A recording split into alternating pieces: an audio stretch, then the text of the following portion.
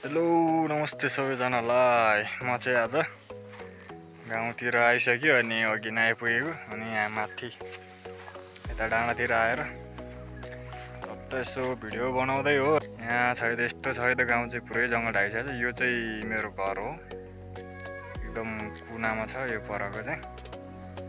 अनि यो चाहिँ पुरै गाउँहरू यहीँ पुरै पातालो पातालो छ है। पुरै हरियाली छ है त, जङ्गलले ढाकेर पुरै यहाँ यस्तो भइरहेछ। ल के छ यस्तै छ। अब यहाँ पारी भित्तातिर आलुङ भित्ताहरू यहाँबाट चाहिँ रुखले छेकिन्छ, खासै देखिँदैन। अनि यहाँबाट चाहिँ यो पारी आलुङ भित्ता भइहाल्यो, पारी बिचको चाहिँ सैलुङ भइहाल्यो, अनि यो चाहिँ लिसङखुङ आरतिम भइहाल्यो। यो यस्तै छ है त। अब भिडियो कस्तो लाग्छ यसो लाइक कमेन्ट गरिदिनु होला है त।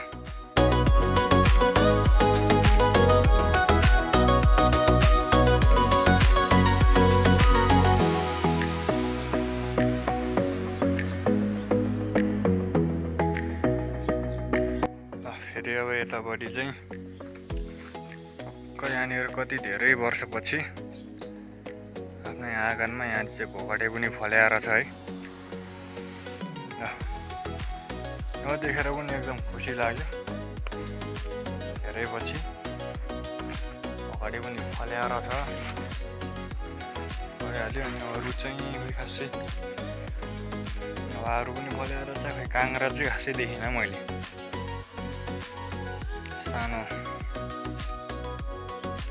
सानो रुख रहेछ यहाँनिर। अनि यहाँ तल चाहिँ यस्तै छ।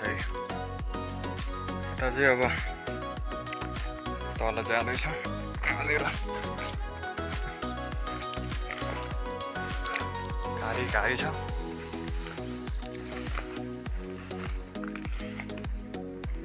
रुखतिर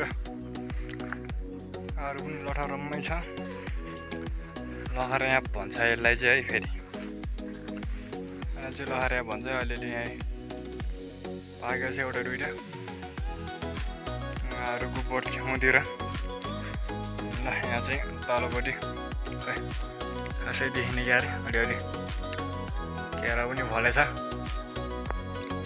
अरू पनि छ मासतिर टन्नै पाकेको, तर बस दुइटा मात्रै भेट्यो। अब यहाँ देख्छ मासतिर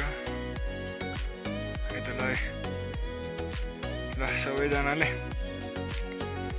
भिडियो कस्तो लाग्छ लाइक कमेन्ट गर्नु होला है त। ओके ल बाई बाई।